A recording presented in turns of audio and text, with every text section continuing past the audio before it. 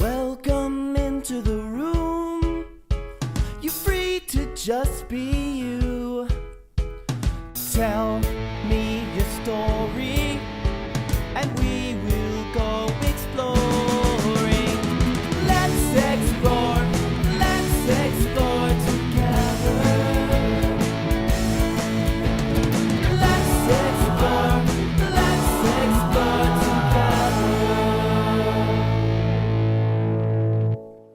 Hello and welcome to Sac In The City. I'm your host, Teresa Marie.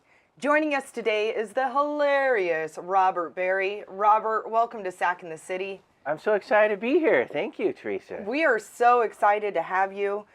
So Robert is a very popular comedian here in Sacramento. He's actually all over the place. I follow him on Facebook and on Instagram. Wow. Big fan. You're everywhere. I mean, you're a busy guy.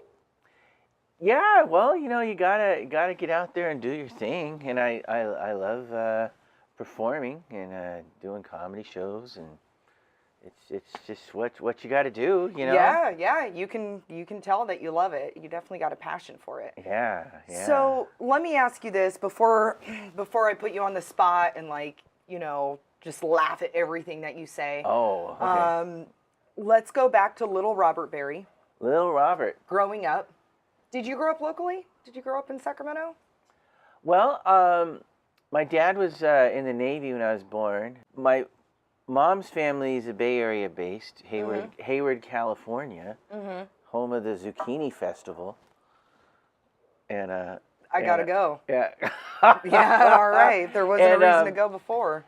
But so I was born in a hospital in Oakland, but my dad was in the Navy, and so I grew up on the East Coast. Okay. Till I was about 9 years old. Various places in Virginia, Norfolk, Reston, Alexandria. He would relocate a lot while he was in the Navy, so I would live places for a couple years, and then another place for a couple years, and then about third grade I moved out here back to Hayward in San Lorenzo, and then when I was 20, I moved to Sacramento, and I lived here ever since. That is awesome. Since 90. When do you remember the first time that you were really drawn to comedy? That you're like, wow, that looks cool, that looks fun, or the first time that somebody's like, you're funny, you should be a stand-up comedian. Well, being drawn to comedy certainly came long before anyone said I should try it. Fair. When I was a kid, I loved Steve Martin. I thought was the greatest. Still do. He was just in Sacramento last night. Sorry I missed him. I know. And the radio station was giving away tickets at the last minute. I saw the Pat Walsh show was like, we got geez, I got plans. But it's a real I liked Steve Martin. I liked Fozzie Bear on the Muppet Show, which there's something and there's a show, The Gong Show. That might be before your time. I think I remember a little bit of that, though. But there's a guy on The Gong Show. It was the Unknown Comic, and his name's Murray Langston, and he was a working comedian who had a lot of jobs in Los Angeles, and the Gong Show is basically like a parade of freaks and garbage, and they would have so much time, and they would get gonged. So sort of an early prototype to American Idol or America's Got Talent kind of a thing. Gonged like you're out, or just like their time limit is so there'd expired? be 3 judges. Oh, okay. Celebrity judges like maybe Jamie Farr from MASH, stuff like that. And there'd be this giant gong behind them. And if they were lousy, one of the judges might get the mallet and gong them, and then they would be done, and they'd have to maybe explain why they gonged them. And some of the acts were like just deliberately put on there to get gonged. I mean, it was a setup, and whether the contestant knew it or not. Like they had 2 sexy ladies that were just eating popsicles. That was their whole act. Was that funny? Did anybody laugh? I'm sure they were yeah, staring. Yeah, it was, but Murray. Was it exaggerated eating of Oh popsicle? yeah. Very It was exaggerated. as if they really meant something else while they were eating those popsicles. I would imagine the popsicle would melt though. It must have had a lot of very iced integrity. Yeah, the backstage must have had those pretty frozen. Yeah, pretty frozen pop. I'm just Yeah. So I'm already imagining it. But I'm sorry. Yeah, so Yes. I was meandering there so much, but yeah, there's a guy that got invited to be on the show as a comedian, but he didn't want to ruin his career being on this show, so he put a bag over his head and he called himself the Unknown Comic, and it was ridiculous, silly vaudeville kind of jokes, and but he was hilarious. So it just silly comedy from the '70s. You know, I mean, you remember Fozzie Bear from the Muppet Show. I mean, he would just bomb. Yeah. He'd go up on stage, tell horrible jokes, and then Statler and Waldorf, the old guys in the balcony, would just heckle him mercilessly, and they were funny. And this poor tragic character really appealed to me quite a bit there. I think you appeal to a lot of people. Now, growing up, did you grow up in a funny household? Was there a lot of comedy? Did they embrace that, or did you find that later? See, that was funny. That was like, no, actually, no, I didn't. No. No. Next question. My dad was not a particularly funny guy. I mean, he might. Just not at all. And my mom was working. She was, sort of the roles were reversed, the traditional roles. Or my dad was home with us mostly while my mom worked. My grandma, Tanner on my mom's side, was very funny, and she would tell us silly jokes and sing silly songs all the time. So that really stuck with me. And my grandpa on my dad's side, also, he would tell these long set-up story jokes with silly endings to them, and so that were they like dad jokes? Before dad jokes were really a thing. Sure. Yeah. Like I remember my grandpa told me a joke that was like these two pioneer explorers are going out west, and they're with a bunch of people, and they got attacked, and the leader of the group says, I got to tell you, if I die here, make sure you name this city after me. And he says, well, Mr. Buquerque, you can count on me. But it took like 5 minutes to tell this story, and then it would just end with something that groaner dad joke. Yeah. And I always love that cute. sort of thing. Just an engaging story that ends with something silly. Agreed. That could have been the joke. All that you needed was that little piece at the end, but just absolutely. Hooking people in with that, I really like. How old were you when you decided to give comedy a go, a professional go? Well, when I was in fourth grade, fourth or fifth grade, there was a school talent show at David E. Martin Elementary in San Lorenzo. It doesn't exist anymore, but. I played the violin very well, and it was expected that's what I would do at the school talent show. I mean, it was just obvious. Oh, yeah, you play the violin. And I brought my violin to school to audition after school, and then about the middle of the day, I thought, no, I'm going to do stand-up comedy instead. No any prior experience or anything. And I wrote little jokes on a card. I think it was like, do a Jimmy Carter impression. I remember writing Waka Waka on it, like I was stealing jokes from Fozzie.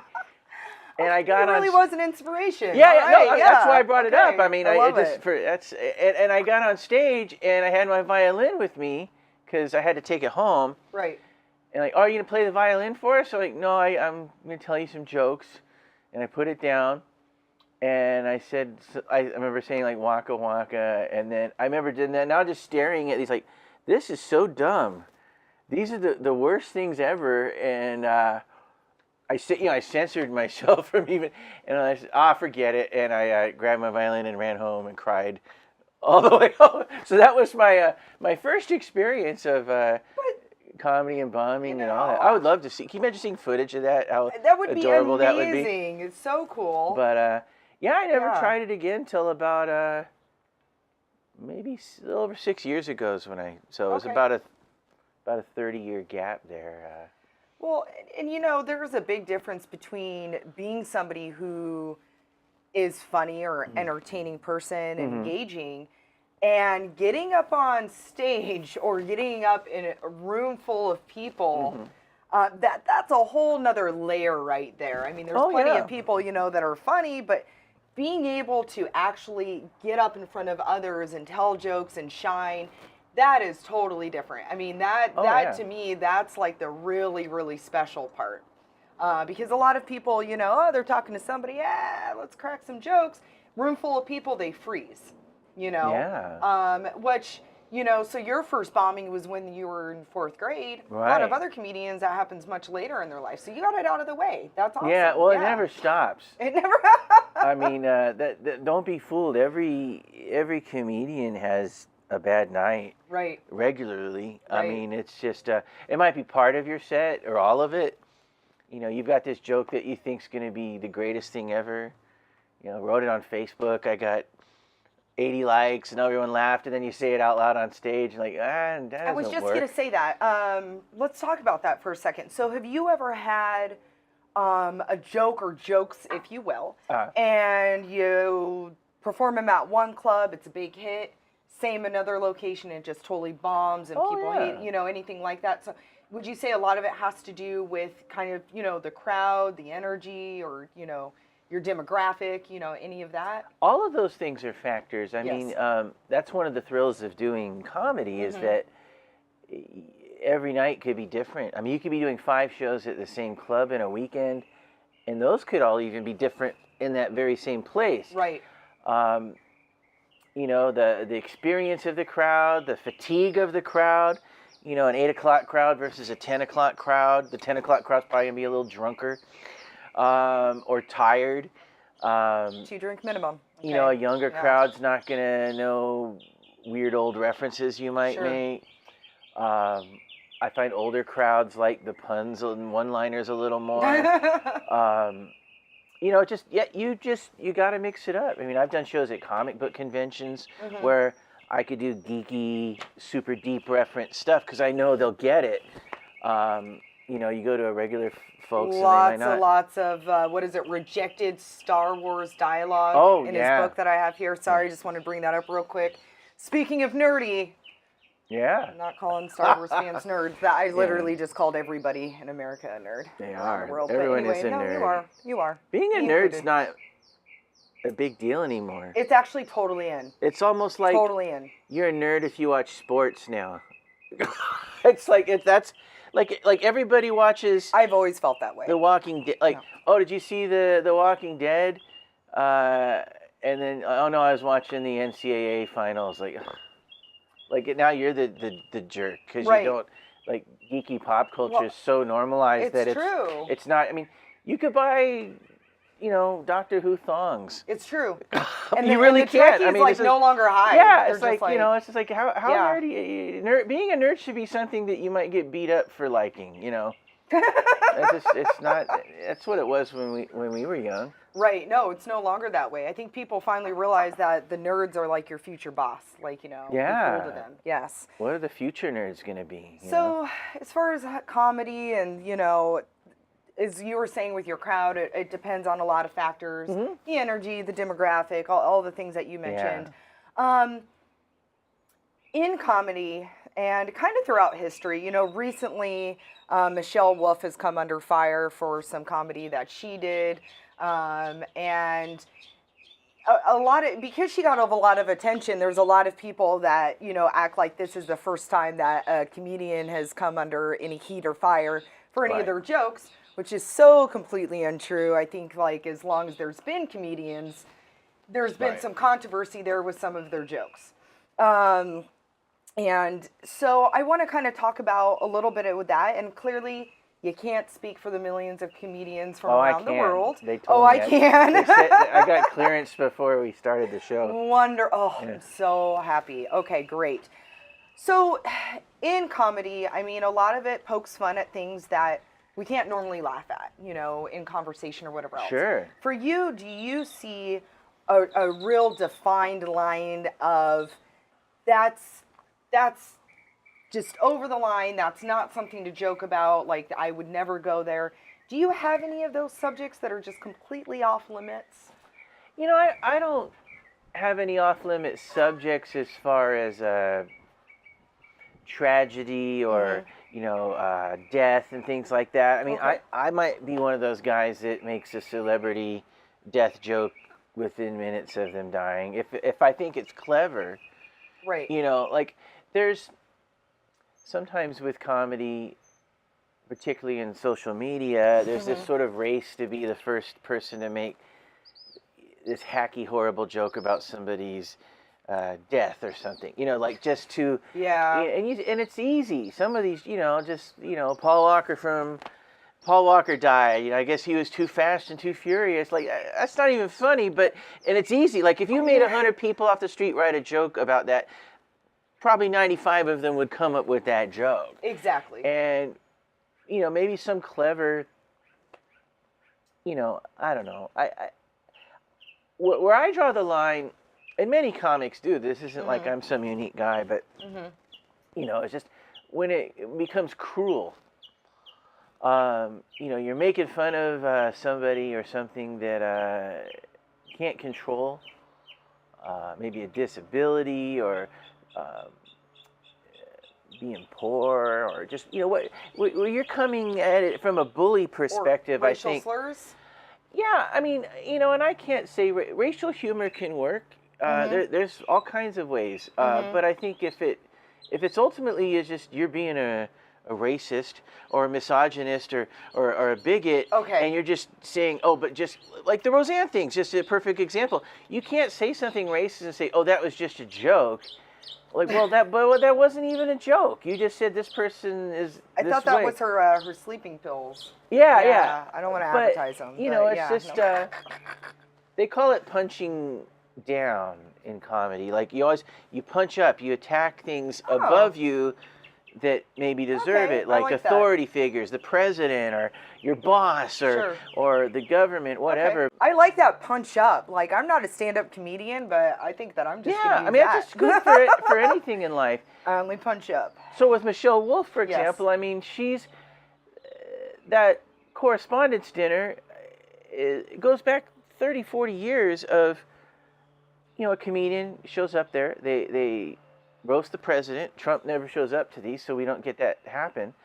No matter who it is, whether it's a Democrat or Republican president, I mean, they've gotten tons of heat from the comedians there. And she actually went kind of easy on some of them. Well, there was like the ashes, though, around like the eyes and stuff, like I think alluding to, I don't know, killing people.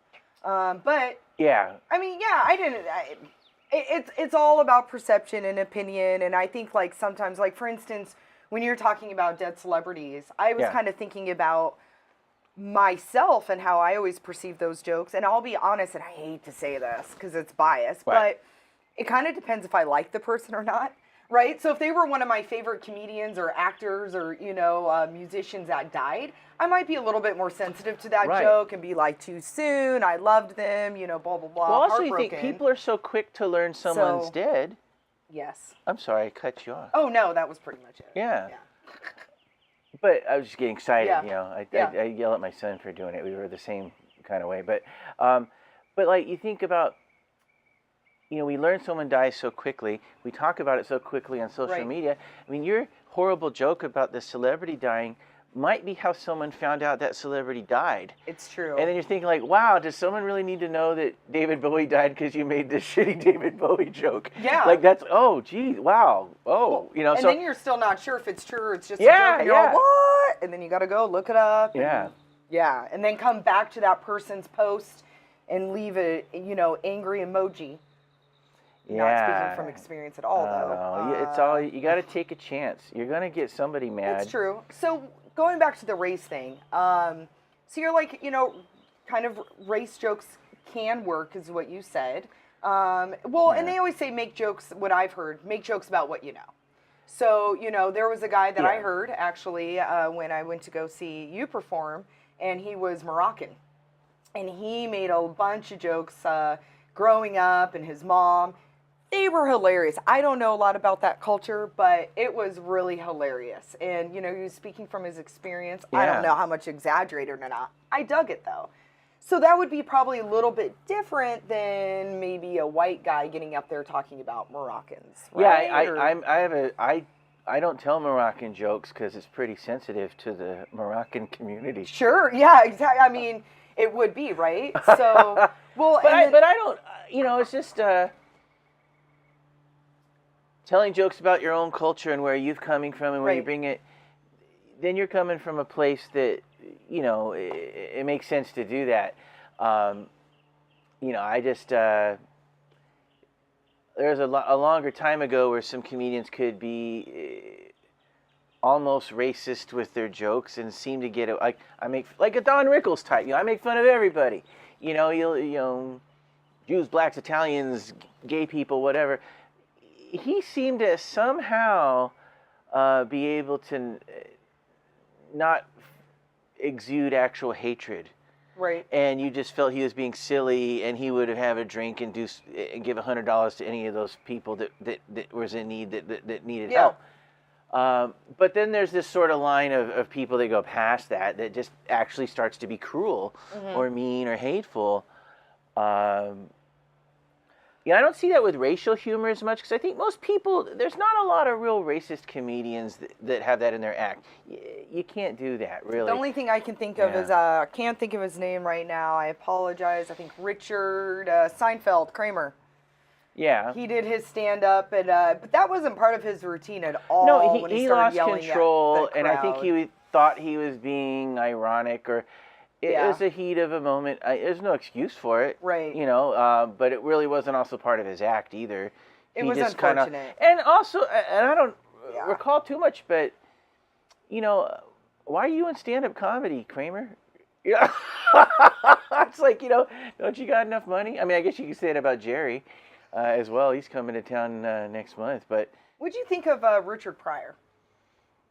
I thought Richard him, was you know? really great. I still do. I mean, the guy was probably one of the better storytelling comedians A lot of energy. there was. A lot of truth. There's some of his albums. I listened to one recently. It was as funny as something that could be listened to today. I mean, it wasn't dated material. I mean, it was just about people, relationships, black and white people getting along. Yeah. And it was actually pretty fresh sounding still. So that was a testament to some good comedy, that it doesn't have to For just sure. exist in that time. He had a great stage You know. presence for sure. Yeah, I mean, he great actor too. I mean, yeah. for comedy movies, did some amazing Well, stuff. his facial expressions were just hilarious. 'Cause Yeah. you could just look at him and laugh because it's like he was so good that you just like knew what he was thinking. Yeah. One of my favorite stand-ups of all time, which I know a lot of people share this, I'm not saying an unknown here, but Robin Williams. Mm-hmm. I mean, that's somebody that could literally watch, you know, up there for over an hour, do stand-up, Oh, and yeah. he was just hilarious, It throwing was- bottles of water everywhere. I mean, talk about energy in his voices, and of course that played in his acting too. Mm-hmm. There's nothing he couldn't do. Of course, it was always it was hard to watch his serious movies because of that, because Yeah. we wanted him to be funny. Luckily, Yeah. you know. But like Good Will Hunting and Yes. Awakenings and some of those other movies, he was a wonderful actor. Yeah. No, he was very good. Very, You know, very it's, good. so I think sometimes comedians can play serious roles because they could bring more of a tragedy and I don't know what the right word is, pathos or whatever, to the role. Whereas it's very hard for a serious actor to be funny. You know. They do say that being funny is actually a sign of high intelligence. No, I agree. Oh, okay, cool. I was wondering what reaction I was gonna get with that. But it's quick-witted, clever, kind of thinking from all angles. I can absolutely see how that plays in. Do you have a favorite comedian of all time? I know that's a tough one. You know, I love Mitch Hedberg to death. Mm-hmm. He's dead now, but that's not because of me loving him too much. But I love him to death. but no, he you know, I'd say Mitch Hedberg, Steve Martin, and I don't know who else. Oh, Norm Macdonald. I love Norm Macdonald. He's probably like my current favorite active comedian. I think he's brilliant. His book that he wrote was amazing. Just very super smart and funny, and he's been doing this podcast show that great guests and interviews and just funny stuff. And Netflix picked it up, so it's going to be on Netflix now. But I think Norm Macdonald's cool. fantastic. Awesome. Yeah. So I want to ask you this because I know that we're definitely going to have some young comedians watching or people that are interested in getting started in comedy. What's your advice to them? Just do it. I mean, there's so many open mics out there. Yeah. That Get out there. Just do it. I mean, it's not. You don't have a lot to lose. You know, it's scary. You're exposing yourself. I mean, if you go and sing a song, people might like the song, or if they don't like the song, it's not your fault. Maybe someone else wrote. You know, like if you're, especially like you're just, you know. But you know, when you're performing comedy and they don't like it, you feel that, oh, they don't like me. Right. You know, they don't like these things that I thought were funny and I decided to share. Yeah, it's you know, bombing on stage is one of the most humbling experiences in the world. Like it's you know, it's rejection, it's exposure. Sure, you grow a lot. Yeah. You do, and that's how you get better. You know, like, oh, try to learn from what went wrong, and adjust. Absolutely. Or you just maybe have a bad night and try it again the same way the next night, and everything's fine. You never know. Absolutely. Yeah. Do you have a final thought you would like to share with our audience? Anything you would like to say? I would say, love one another. Be really nice. Don't be a dick. Aww. Those are, you know, I think if ever, that was what Jesus originally wrote for the Golden Rule, but they censored it. Oh, man. Don't be a dick. They never taught that one to me. I'm Yeah. so glad you're here. Yeah, absolutely. I agree, though, folks. Don't be a dick. I back up Robert Berry on that 110%. Here at Sac In The City, we're really big on that. Robert Berry's big book of jokes. I literally had to look at it, make sure I got the name right. This is hilarious, especially for you nerds out there. If you have a hard time making friends, communicating, speaking in groups, this is fantastic. I love to put this out on the table, especially when we have parties or get-togethers, because people love to thumb through it, read it out loud. We all laugh. It's a great conversation starter. We're having a party for the 4th of July. And this will definitely be out, and it's fantastic. So definitely pick this up. Like I said, especially for the boring people out there, you really need this. Why I own it. Thank you very much, Robert. Thank you. Thank you so much for coming on the show. It was It's an a absolute pleasure. pleasure. Thanks for having me. Yes, absolutely. Thank you.